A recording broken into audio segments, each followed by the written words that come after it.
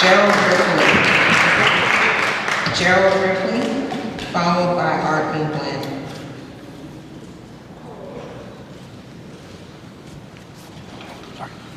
I also have minutes from Harry Wood, number 15. I'm sorry, what was the name? Harry Wood is number Okay, 15. okay.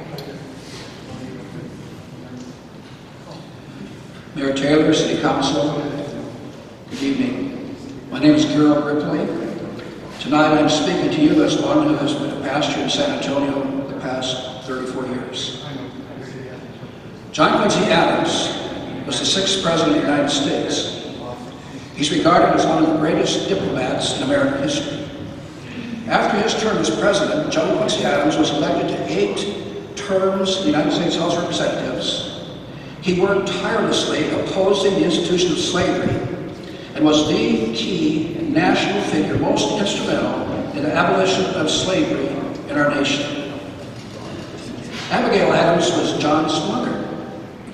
One time she told her son, "Adhere to those religious sentiments and principles which were early instilled into your mind, and remember that you are accountable to your Maker for all your words and actions."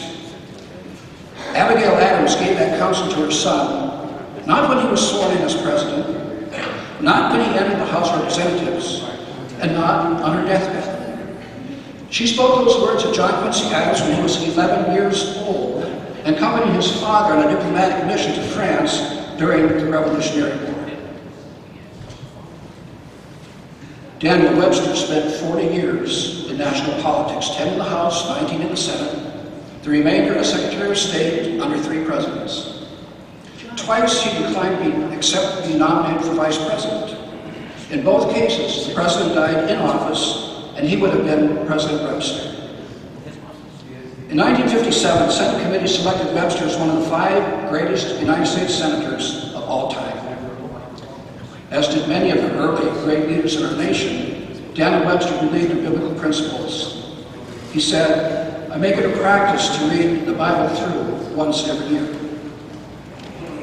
This orator, this eminent statesman, esteemed by his colleagues, honored by history, Daniel Webster also said this, "The greatest thought that has ever entered my mind is that one day I will have to stand before a holy God and give an account of my life."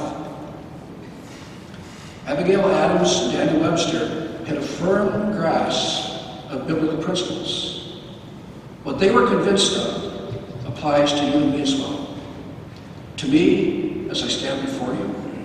To you, as you make decisions in your office.